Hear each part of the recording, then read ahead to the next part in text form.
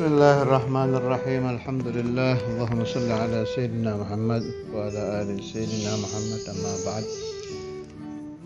Kitabul Hikam, hikmah ke-17. Qala al-mu'allif rahimahullahu ta'ala wa nafa'na bihi fid dharain amin.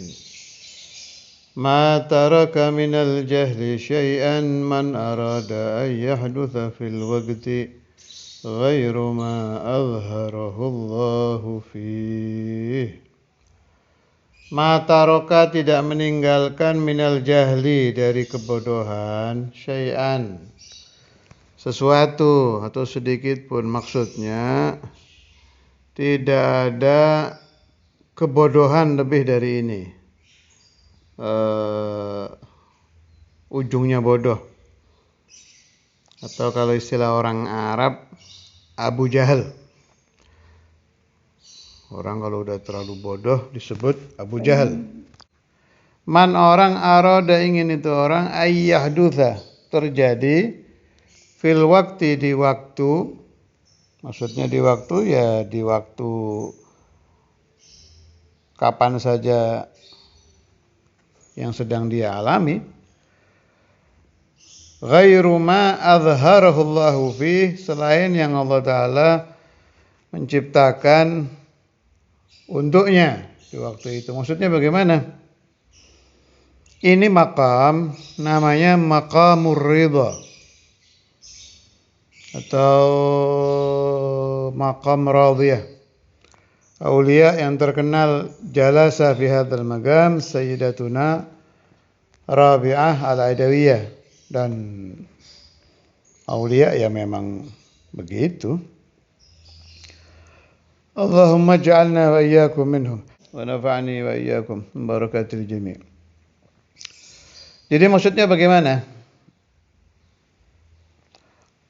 Sebodoh-bodohnya orang yang mengatur Allah, itu maksudnya. Sebodoh-bodohnya orang yang sedang diberi sakit oleh Allah Ta'ala, dia ingin keluar dari sakit itu. Itu jangan salah paham ya, saya nggak cerita makom kita nih, cerita makom ridha dulu. Ini namanya makamur ridha. Nafsu pertama amarah, kedua lawamah, ketiga mutmainah, ini atasnya lagi radhiyah. Jadi orang yang duduk di maqam ridha itu diberi sakit ridha, diberi fager ridha. Kalau buat kelas kita, naudzubillah semua ini, diberi tidak hasil keinginannya ridha. Masya Allah. Apa ada orang begitu? Banyak. Para nabi, para rasul, wali-wali ya begitu itu. Yang jalasu fi maqamir ridha. Yang terkenal Sayyidatuna Rabi'ah al-Adawiyah. Banyak kan riwayat-riwayat beliau. Wal awliya hakadha haluhum. Waduh, di sini dibilang ma taraka minal jahli syai'an, sahibul hikam, luar biasa ya. Berarti orang yang paling bodoh yang ingin pindah dari sesuatu yang Allah Ta'ala ciptakan dia saat itu. Kalau logikanya begini.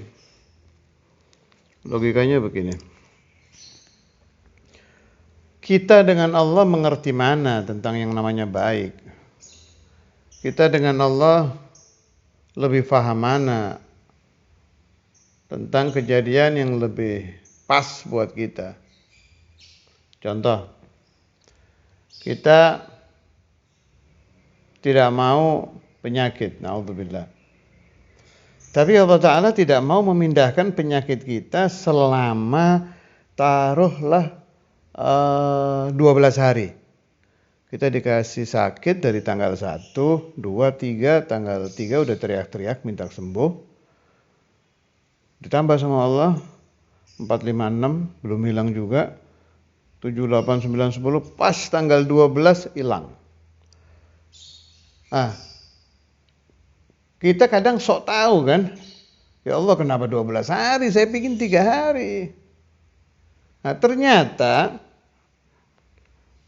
nanti nih ketika kita sudah fil jannah insyaallah, Allahumma ja'alna wa iyyakum minhum, kita lihat di catatan kita ternyata 12 hari itu penghapusan pas dosa-dosa kita dari ini tuh habisnya pas tanggal 12 gitu. Kita kan cuma menghitung nggak kuat sakit minta sembuh selesai.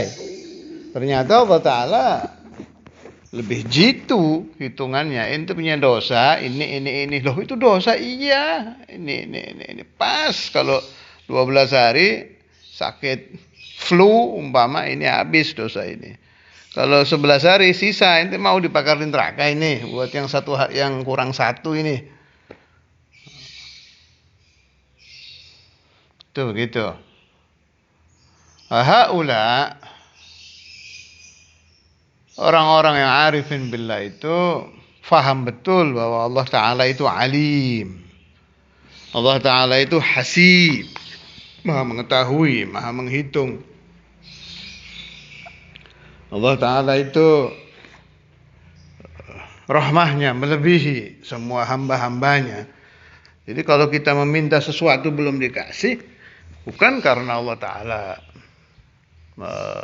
tidak mau memberikan itu, karena pelit itu.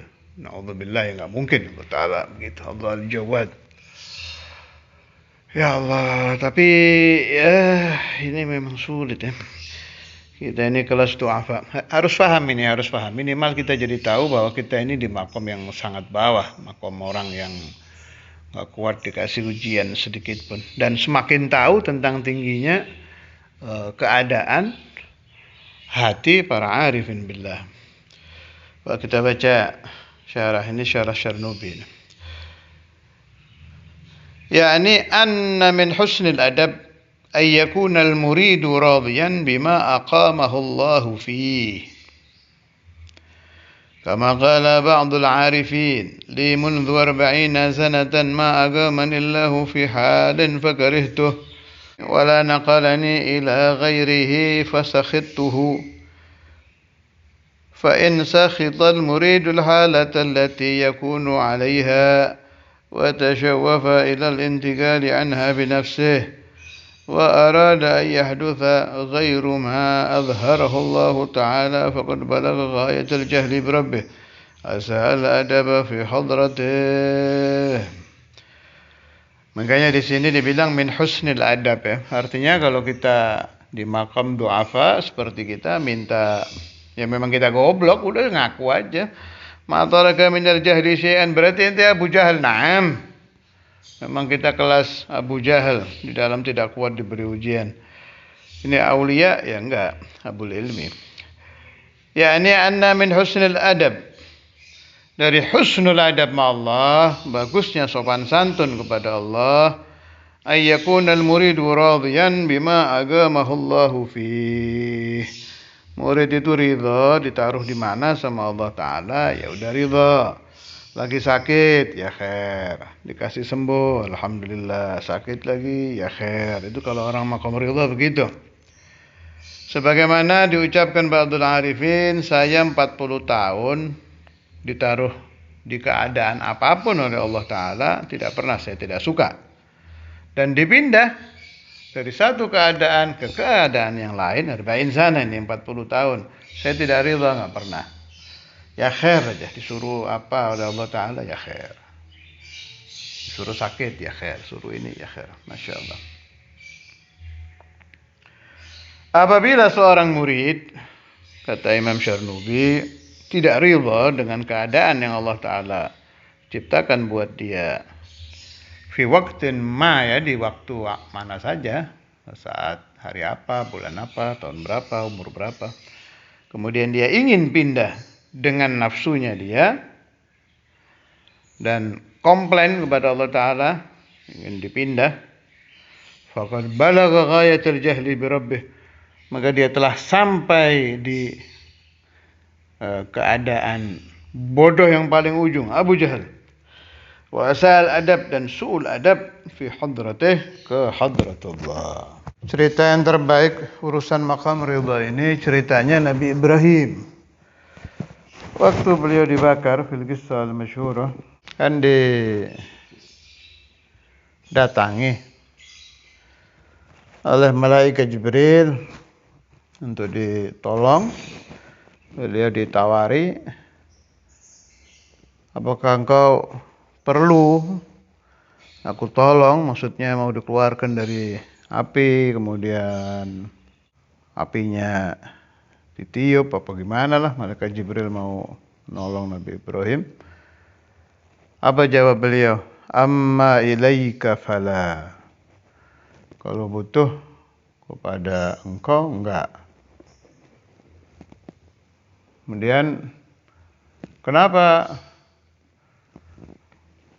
antum tidak meminta kepada Allah Ta'ala untuk diselamatkan dari api ini? Jawab Nabi Ibrahim, ilmuhu bihali yughni an su'ali. Ilmunya Allah Ta'ala itu tidak membutuhkan saya cerita lagi. Allah udah tahu keadaan saya. Baru, ini maqam ridha kan ini. Baru Allah Ta'ala berfirman, qulna ya naru kuni bardan wa salaman ala Ibrahim. Nah, ulama membahas, kalau kita sakit atau diberi ujian, kita nih bukan kelas yang maqam ridha, apakah boleh kita memohon kepada Allah Ta'ala untuk pindah dari sakit, dari ujian itu? Jawabnya, boleh. Buat kelas kita tidak apa-apa. Tapi ada nasihat yang bagus saya temukan dari Habib min masyayikhi Syekhuna Al-Arif Billah Habib Ali Batu Pahat. Saya beberapa kali tabarukan dan istifadah ke rumah beliau di Malaysia. Beliau ada nasihat bagus ini. Aumah wa makna ya. Kalau kamu diberi Allah Ta'ala sakit, diuji sakit, jangan cepat-cepat ke dokter. Dirasakan dulu sakitnya.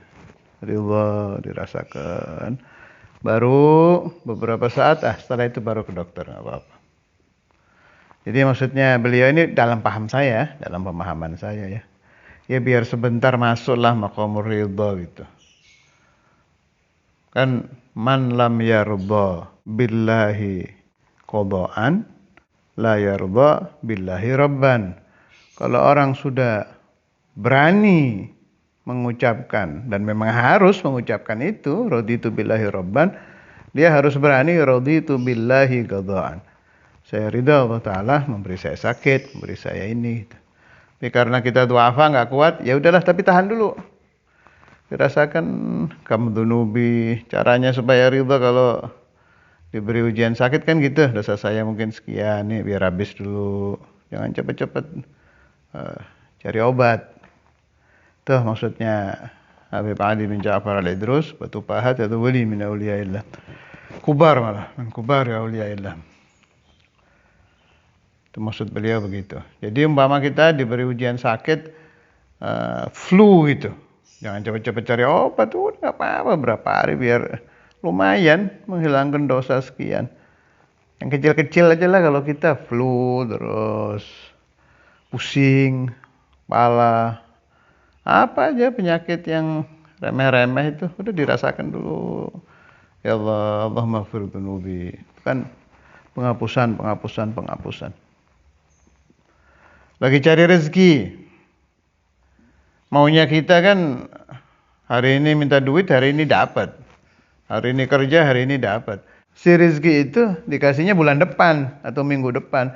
Ya udah dinikmati aja sambil ingat hadis-hadis Nabi Muhammad sallallahu alaihi wasallam, man bata kalan min talabil halal bata maghfuran lahu. Kalau orang kecapean kerja terus tidur capek karena mencari nafkah halal untuk anak istri, Dia tidur berapa jam itu diampuni terus dosanya itu. Jadi pulsa penghapusan dosa jalan terus. Nah, terus sampai dia dapat duit.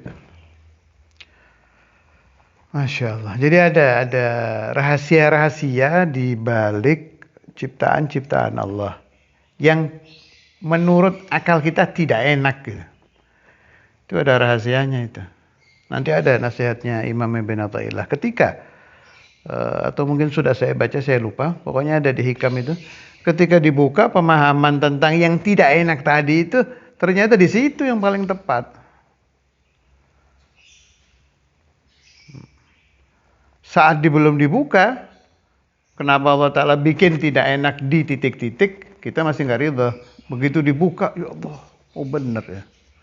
Nah, harusnya ridhonya dari mulai sebelum tahu. Jangan setelah tahu baru ridho, ya udah telat.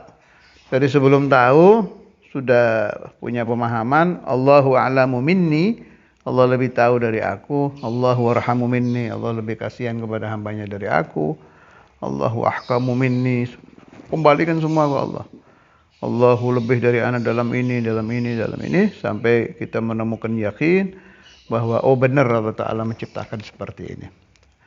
Kembali kepada cerita Nabi Ibrahim tadi, kembali ke qaul ulama itu, dan halah Sayyidina Ibrahim tidak menghilangkan perintah doa kepada Allah untuk kelas-kelas kita. Loh, berarti Nabi Ibrahim taruh ke doa. Beliau tidak mau doa, padahal doa kan disuruh, dunia stajib lakum. Nah, dijawab oleh Imam Bajuri itu, kalau nggak salah syarahnya waktu itu. Kata beliau, lah bukan seperti itu. Orang-orang kumal, orang-orang yang magamnya kamil seperti Nabi Ibrahim itu, yantagilun min hal ila hal. Kadang begitu, mereka pindah dari satu keadaan rohani ke keadaan yang lain. Kayak saat kejadian dibakar itu, kenapa tidak mau minta kepada Allah di tengah-tengah berat-beratnya itu, kan bilang ilmuhu bihali yuni an suali, kan kalau doa langsung habis itu urusan.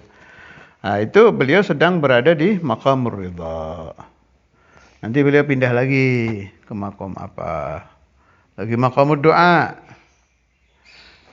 Ya, doa. Banyak kan cerita-cerita Nabi Ibrahim doa. Kayak apa? Awalam tu'min yang cerita itu, yang cerita tumakninatul qalb itu. Lihat ma'inna qalbi, itu kan Nabi Ibrahim juga itu. Awalam tu'min, qala bala walakin liyatma'inna qalbi. Itu kan lagi doa, lagi maqamud doa. Wa hakadha yantaqilul 'abdus shalih min hal ila hal. Orang yang baik kepada Allah bimakna dia baik menuruti semua perintah-perintah Allah, keadaan hatinya berpindah-pindah dari magamud doa ke magamur ridha, dari magam khauf ke makam raja. Makam itu kalau saya ngartikan keadaan ruhani gitu. Kan kadang wali itu nangis, nanti senyum terus. Kan gonta-ganti, itu tergantung situasi ruhaninya sedang apa kepada Allah Subhanahu wa taala. Ada lagi satu riwayat saya dengar dari paman saya, Syekhuna Al-Habib Syekh bin Ali Al-Jufri. Bahkan beliau masuk di cerita ini, hadir di situ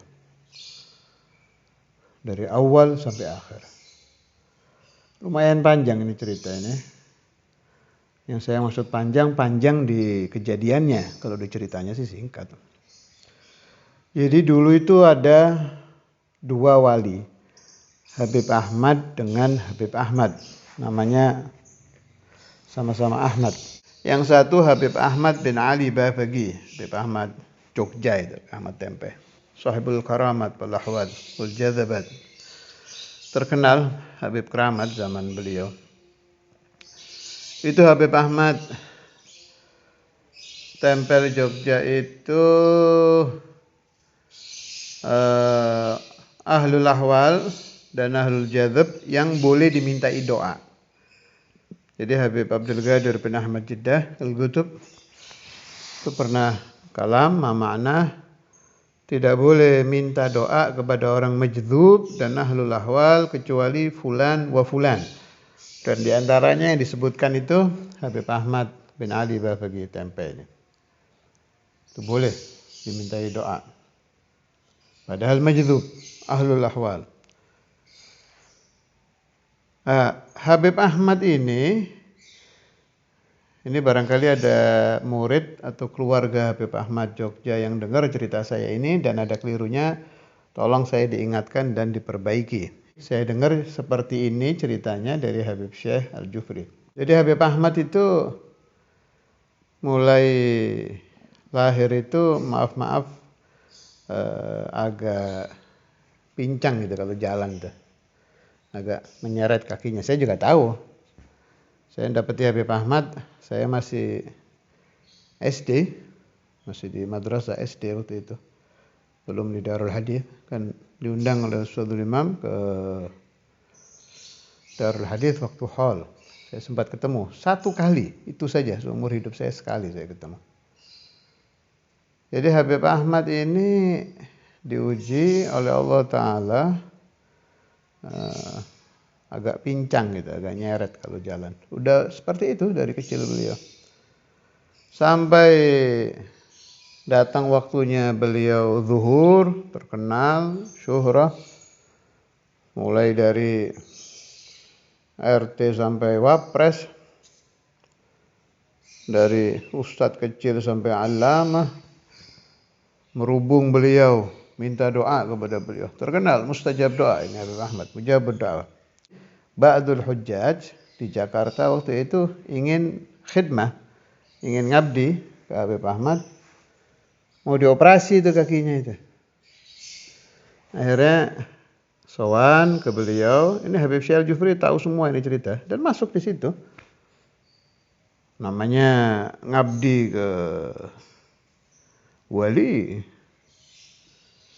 Jelas amrun jayyid, amrun hasan.